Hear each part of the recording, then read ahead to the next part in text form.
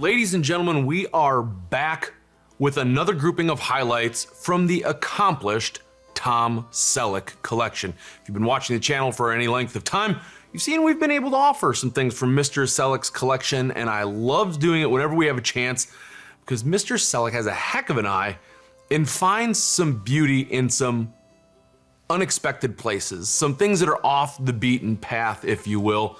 And as we go through this, you'll see exactly what I mean. And this, of course, is a selection that's appearing in our August 15th through 17th premier firearms auction. Let's get started with a couple of Marlins. We're going to kind of bookend it here, and we're going to start with the Marlin 1881. It's very appropriate because the Marlin 1881 is the one that starts it for Marlin. It's their first lever action, their first big center fire lever action, and it's really a first shot, if you will, in the salvo against Winchester. They're coming into the market, and they're coming in hot.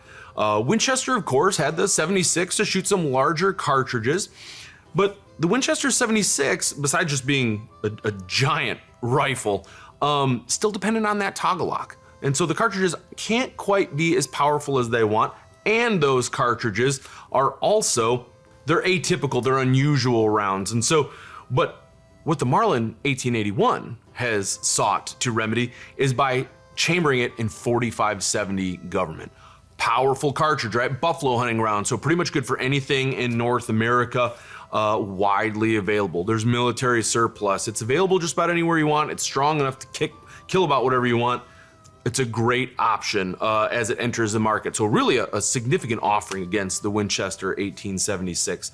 We are side-loaded top eject, which, as we know from later Marlins, is a little bit different, but very similar to those Winchesters it was entering the market against. And when we say side-loaded, boy, when you see the port on this side, you know it's a Burgess design, as well as the very distinct receiver shape. So we have those lever action rifles. We have it in the right caliber. We have it going up against Winchester, and it really starts off the firepower race that then keeps escalating between the two. And of course, Winchester's response is the vaunted 1886, the first John Moses Browning design, and things keep going from there between these two great competitors. This specific 1881 in front of us, chambered in 38-55, 28-inch barrel, letters as such. Now, like most lever action rifles of the period, these are working guns. And working men didn't have much use for deluxe features. This 1881 has plenty. Beautiful stock. As you can see, we are checkered both on the forend and the grip. This is also a pistol grip, which has, on these Marlins, this lovely little scallop here on the end of the pistol grip. Why did we get away from that? It's quite attractive. Of course, our pistol grip changes the shape of our lever loop, so that has to be done. And case-hardened frame and factory engraved. Now, that's a combination that you're more apt to find if you're collecting Marlins. It's not a combination that Marlin sort of shied away from like Winchester. I mean, it is difficult. You're carving into case-hardened metal. If you like that combination, and you should, boy, check out these Marlins. Now, in 1881, they didn't just come up with sort of this first salvo against Winchester. The other substantial thing that happened for Marlin in 1881 is they hired a young man. This young man happened to be a protege of Gustav Young, and then set up their engraving department and engraved almost all their deluxe guns through about 1910. And of course, we're talking about Conrad F. Ulrich.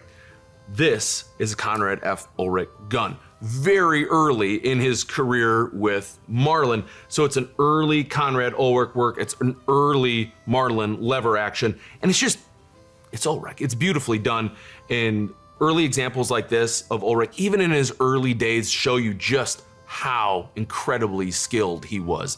This is absolutely magnificent. Now, it's not the full, incredible lavish coverage. It's somewhat reserved, but we have it here even on the top, even on our ejection port. Here on the left side, we have a stag panel scene. And again, lovely backgrounds to it, like with the trees, with the borders. So not only is the stag excellently done, not only is the border, but the layout as well, where he chooses to use checkering, where he chooses to use accents on the sides or in the corners. And on the loading gate side here on the right, we have a bedded doe, also just superbly done. So an excellent example of an early Marlin, an excellent example of setting up the competition between Marlin and Winchester, an excellent early engraved Marlin, early example of an Ulrich work. Like, there's just a lot going on for the factory engraved, case hardened 81. Now, bookending it on the other end of the early Marlin center fire lever actions, we have a Marlin 1895.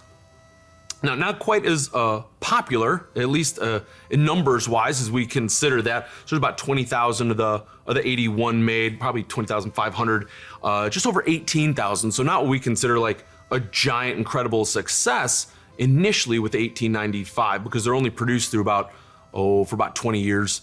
But their longevity, of course, takes a second step, right? Like, they're done in 1917, but then they come back in 1972 with the new model 1895. So it's a model that a lot of us recognize today, a lot of us have fired today. And 130 years ago, here you go. Now, while the 1881 owes a lot of its heritage to Burgess, of course, the 1895 owes a lot to that to Hepburn. L.L. Hepburn is the primary designer for this. The 1895 is, of course, an upscaled version of his 1893, which was an update of his 1889. So Marlin, actually, as a whole, owes a lot to Mr. Hepburn. And the example we have here is beauty. It's produced in about the last decade of production. 4570 smokeless steel marked on the barrel, Marlin safety marked on top, so that also helps us narrow down that time frame. Another working man's gun, so you don't see him in condition like this, or with some of these special order features. And maybe, as you can see from there, this absolutely monster 32-inch barrel, and it's a 32-inch half round, half octagon barrel. Love to see special order features like that with this wonderful bluing, original bluing all the way down the barrel. This just brilliant case hardening that I'm sure you can see even from there. Varnish, everything looks outstanding. It's things that are less easy to see.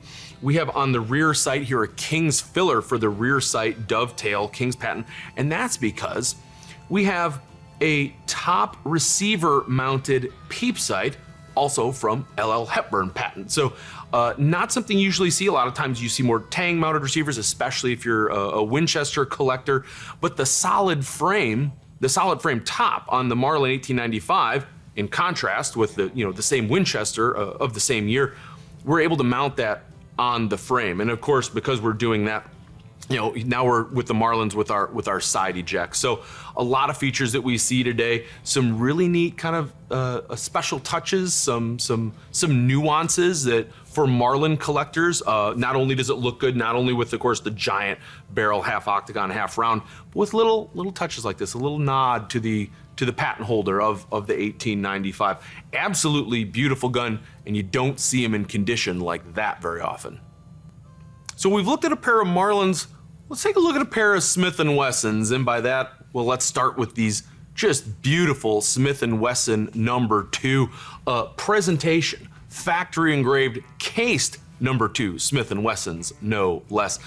They caught my eye immediately, that two-tone finish. But we'll get there. Let's talk about the No. 2 just as a whole. These, we don't think of it today, but these are peak firearms technology. When these came out in 1861, they were peak firearms technology. They're replacing the No. 1, or shouldn't say replacing it, but they're a caliber upgrade, right? Like, you had 22 for the No. 1s. These are chambered in 32, so a little more oomph. And of course, they're bored through cylinder. They're using a self-contained ammunition. That's a lot to deal with, when you don't have to carry percussion caps, when you don't have to carry a powder flask, when you don't have to carry, various tools required for the cap and ball. Now, might not have the punch of a Dragoon or even a 51 Navy or some of the cap and balls at the time, but the convenience of it was absolutely groundbreaking, which is why when they came out in 61, much like the Henry rifle, you had not only civilians rushing to purchase it, but a lot of soldiers are purchasing these privately because they thought it might save their life on a battlefield. As you can guess from a pair that looks like this, they did not see battlefield use. These are actually produced 1870, 1871 in there. And now we can look at the condition and really look at these beautiful, beautiful revolvers, identically engraved in their hardwood case. Gotta love not only the silver plating, the blue, that two-tone finish, boy, that just speaks to me. The rosewood grips on there, absolutely fantastic. There's nothing not to love about these. When you look at that engraving, boy, I'd love to have a little more time to sit down and research these if they're in my collection, because I bet you can pin down that engraving to an engraver that we all know and love. The way those tendrils of the floral scroll kind of intertwine, it rings a lot of bells. And I bet you a little research could come up with something for that. These are actually shipped to M.W. Robinson in that 1870-71 time frame. He is the largest retailer of Smith & Wessons, and he's in New York at that time. So beautiful, being shipped to where they need to, and absolutely, again, where these fall in technology for 19th century American firearms, I think you really have to understand that, to understand just how cool those are in addition to how beautiful they are. Next up, another, just a giant of a Smith & Wesson. It's a number 3. And again, with its place in technology and place in history, the Smith & Wesson number 3 first cartridge revolver adopted by the United States. This is being adopted in 1870. Peacemaker's not being adopted till 1873. So again, it just reminds you this time when Smith & Wesson had the world by a string with their bored-through cylinder with the self-contained ammunition. Not only were they getting the U.S. contract in 1870, the following year they see a very large contract for the Russians as well. That goes through 3 iterations between Smith & Wesson and Russia as they're making changes. And what we have here is the second. So we have a Smith & Wesson number 3 Russian second model. Second model specifically is where these large distinct spur off of the trigger guard first make its appearance. So anytime you see that, you can see, oh, that's a number 3 Russian. That's great.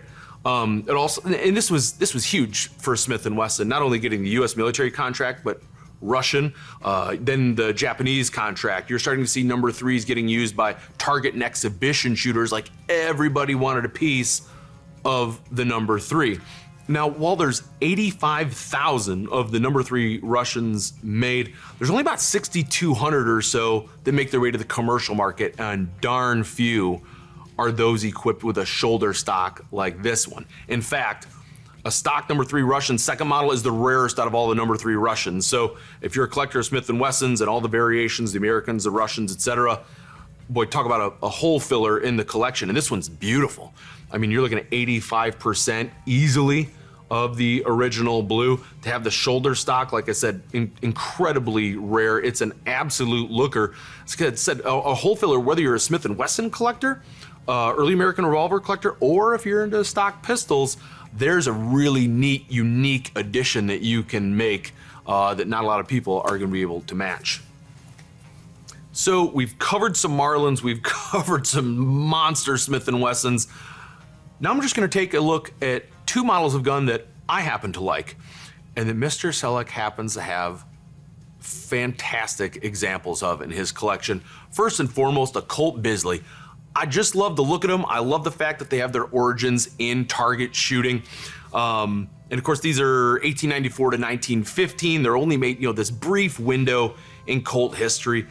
Now, with that production timeline sort of in mind, this happens almost smack in the middle of production. This is a 1905 gun. So it's 120 years old, and it looks like this. All right, it's chambered 38 Winchester center fire. You're talking 90% original blue, 95% case hardening, absolutely vibrant colors. And that finish, when you give those numbers, you're throwing 90% around, but look at where it makes a difference. You look at the muzzle and look how complete it is.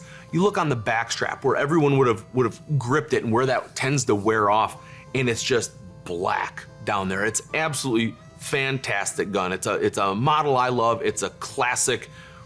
It looks like that after 120 years. We had to show it off. Definitely a looker from Mr. Selleck's collection.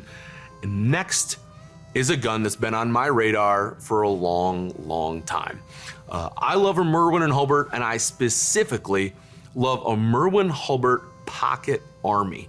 I think out of any gun you could carry of the era, the Schofield makes a run at it, but for my money, the Merwin Hulbert Pocket Army is the one to choose. Now, the Pocket Model Army, they actually mate concurrently with their Frontier model, and the Frontier is the one that's competing against Colt Single Action Army, the Smith Wesson No. 3s, but it's essentially a short barrel Frontier. They come in a couple models, the second, third, and fourth model. There is no first model Pocket Army. The second models don't have a top strap. The third models do have a top strap. That's what we're looking at here. We have a new model, a Pocket Army third model. The Pocket Army is also where we see the introduction of that famous skull crusher grip, this little extension here on the end of the butt. So if you do run out of rounds and you might not have time to reload, you still have a formidable weapon in there to do some pistol whipping with. Now, initially, these are a single action gun. Eventually, double action was introduced, but this one is a earlier single action version.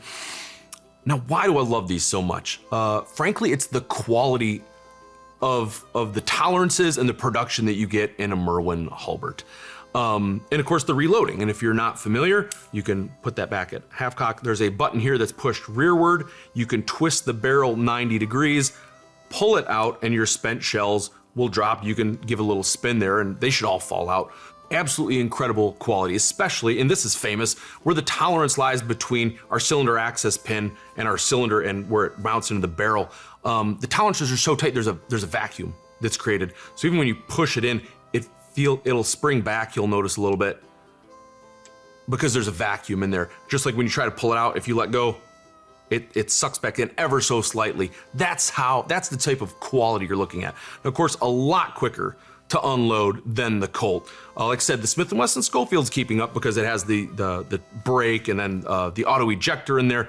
This is a close second place. However, easier to switch barrels. Again, that feels so tight. Just pushing that back and you're fighting that vacuum the whole way.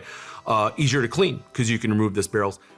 And the barrels were easily interchangeable. So you could have a short barrel like this, but with a twist and another removal using the button on this side of the barrel, you could swap it out for a longer barrel or a shorter barrel. And it's this compact nature with the skull crusher grip, which just looks mean, and this quality.